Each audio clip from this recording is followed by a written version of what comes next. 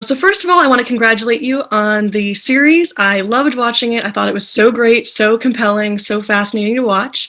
And so my first question for you is, you have released many captivating documentary films throughout your career, from Raw Deal, A Question of Consent, to Cocaine Cowboys. And I'm wondering if you can talk about what inspired you to tell the story of Willie and Sal in Cocaine Cowboys, Kings of Miami. Well, it was sort of a labor of love. We've been working on it for 12 years. And in fact, it was, while it is the fourth title in this franchise, the Cocaine Cowboys franchise, it was the very first story that we wanted to tell. So it's kind of full circle for us. We just, back in 04, 05, we just didn't have the opportunity to get the access to the people involved, because it was still pretty fresh at that point, and people weren't willing to go on camera and discuss what happened.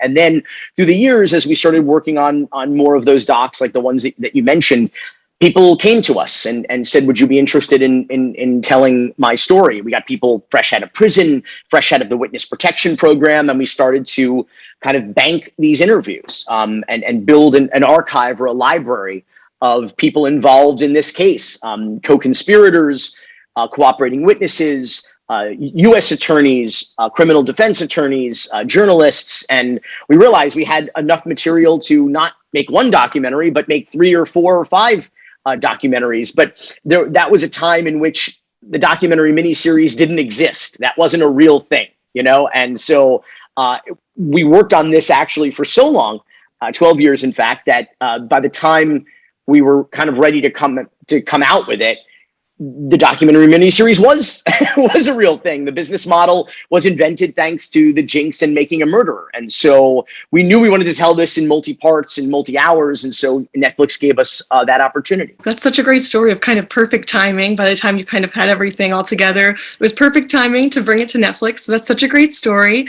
And then my next question, you sort of touched on this as far as getting all of the interviews from friends and family of Willie and Sal, to jurors on the trial, to government officials, and everyone else. And you kind of touched on this, but I'm curious how you were able to get such candid and interesting responses from everyone in your interviews. Well, I think they were ready to talk, obviously.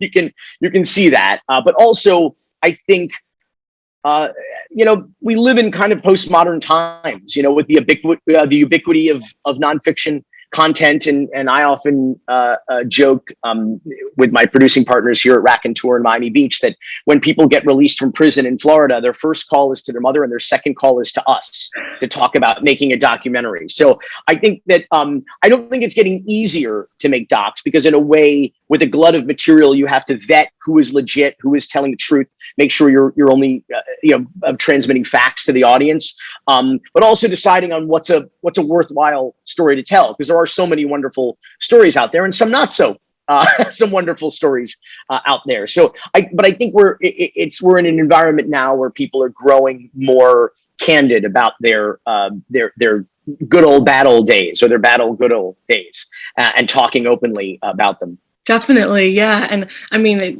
turns out in such a great documentary with such interesting stories. And I'm wondering what the most challenging part of making the documentary series was for you. I mean, really, it was getting the people on camera, ultimately. And that's why it took a number of years. And that's the thing, I think, back at that time anyway, when we started 12 years ago, stories had to ripen. People weren't necessarily ready to talk about it the day after they were convicted of a crime and sentenced to prison. It wasn't like, okay, let's bring the camera into jail and talk to them about it. You need distance from events in order to have perspective, in order to maybe finally come to grips with your reality and want to confess your sins in a way. So that's what happens. A lot of people say, like, oh, are you ever going to make a documentary about the big three in Miami, the Miami Heat story of LeBron and D-Wade and Chris Bosh? I'm like, well, let LeBron retire. 2 out of 3 have retired, but you need that moment where you kind of have a time, you're separated from your career. You get to take a deep breath and decompress. I mean, it took decades to finally make a Michael Jordan documentary, because you needed a little time and space for people to kind of feel comfortable and relaxed in their own skin and their own lives to say, like, I'm going to tell the truth now about all this. Yeah, absolutely. That makes sense. And definitely is, again, just like that perfect timing after getting that little distance from like the events. And then my next question is about the style of the documentary. So I found it really engaging and a very lively aesthetic.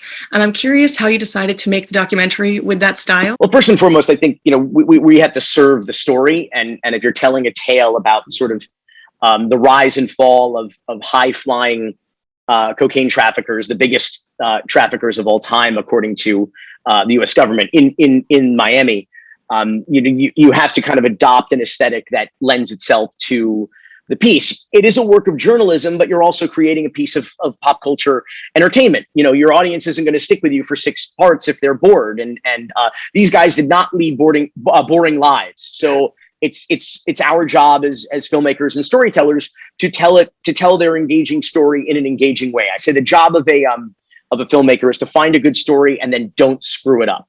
And so, that's what we wanted to do. And of course, in a retro way, this is a 20-year saga.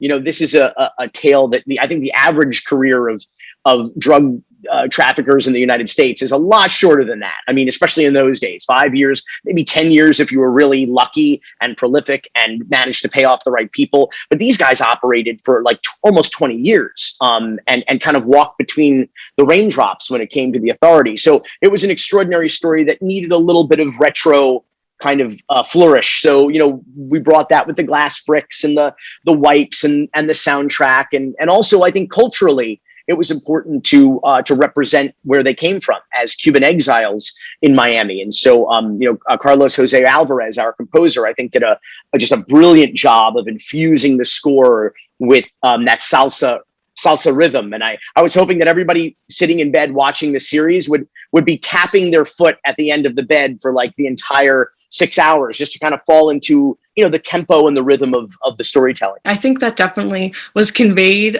through the series. And then my next question for you is about your 2006 film, Cocaine Cowboys, which premiered at the Tribeca Film Festival.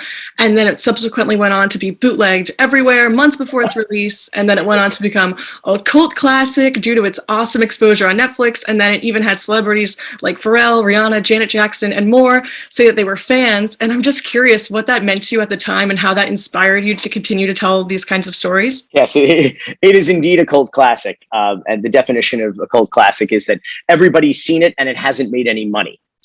So Cocaine Cowboys is definitely a cult classic. But it was pretty extraordinary to discover that before the movie was even released commercially, that there were DVD-Rs, bootlegs being sold at the flea market, in Miami Gardens, Carol City, at barbershops around town. And it was first embraced by the hip hop community, who had also really embraced Scarface. And so I think that was the appeal of like, this is a real life Scarface story. And so people started rapping about the characters in it, incorporating their names into lyrics. Nicki Minaj, I think most prominently rapping about Griselda Blanco, La Madrina, the godmother. And so it was pretty extraordinary to discover that Pitbull came out of the woodwork, DJ Khaled, Rick Ross, Pharrell, as you mentioned, Janet Jackson, pretty extraordinarily, who just really embraced this title. And more importantly, turned other people onto it. It became viral before viral was a thing. It was people trading and handing off bootleg copies and DVD-Rs of it. So it was a very kind of organic hip hop kind of word of mouth phenomenon. And it was very flattering. And when we had made it, the first Cocaine Cowboys, we had always hoped that if people liked it, and wanted more, that we would have the opportunity to hopefully someday tell the Willie and Sal story. So if the first one didn't take off the way that it did, thanks in no small part to the hip hop community and our fans who are much, much cooler than we are, we never would have had the opportunity to do Cocaine Cowboys 2, Cocaine Cowboys Reloaded, and now Cocaine Cowboys Kings of Miami. So we really owe a debt of gratitude to Miami and to the hip hop community, and then to the people who watched on Showtime, on CNBC, on Netflix. for the opportunity to finally tell the story we always wanted to tell in this world. Yeah, definitely. It's definitely quite a journey, sort of from back then to now, and very full circle almost, I would say, now having a whole series as opposed to just one film, with so much content. And it's just such a great series. And I just have one final question for you here today. And it's kind of a little bit of a tricky one because I'm sure there's a lot of answers, but I'm curious what you are most proud of about Cocaine Cowboys, Kings of Miami. I'm proud that it came together. I'm proud that after 12 years, and working on this edit from tens of thousands of hours of footage and getting access to Sal Magluta's personal archive of his documents and photographs and trial exhibits and videotapes, that we were able to bring the story together very much in the way that we experienced it contemporaneously, live and in living color when it was unfolding through the 80s, 90s, and into the zeros. Because that really, in Miami, as you can see from the archive news footage, they were a huge story. They were known by their first names. They were known as Willie and Sal. No one had to say Willie who or Sal who. Those were the headlines, and that was the chyron in the local news. It just said Willie and Sal or Los Muchachos, and everybody just knew who you were talking about. I mean, in Miami, there was, someone says in the doc, there is 6 degrees of separation from Kevin Bacon. 6 degrees of Kevin Bacon, but in Miami, there's only 1 or 2 degrees from Willie or Sal. You either knew them or knew someone that knew them. So people who are so kind of influential and internationally known and world champion offshore powerboat racers, world-class sportsmen. It's just great that I feel that we were able to tell this story, and be able to take the time to tell it. That was most important to me, is that we didn't have to shoehorn 6 hours worth of material into a 2-hour block. So I'm very excited that it was done. I'm very proud of the soundtrack, as I mentioned earlier. I think that I think that you really need to serve story. I think that theme songs for true crime documentaries tend to get a little ponderous, and we have Pitbull doing our theme song, and we have, I think, a lot of pop culture references in it that make it engaging for the audience, and I'm just really proud that it's done. And very excited to be able to share it with the world, because as much as this was a labor of love for us, we don't make documentaries for ourselves. We make them for an audience. And so I'm just very excited and more than a little bit anxious to see, to send it out into the world and see what people think of it. Absolutely. Yeah, there's definitely so much to be proud of. It is such an amazing series. And I can't thank you enough for taking the time to speak with me today. I really appreciate it. And thank you for watching, and thank you for sharing this story.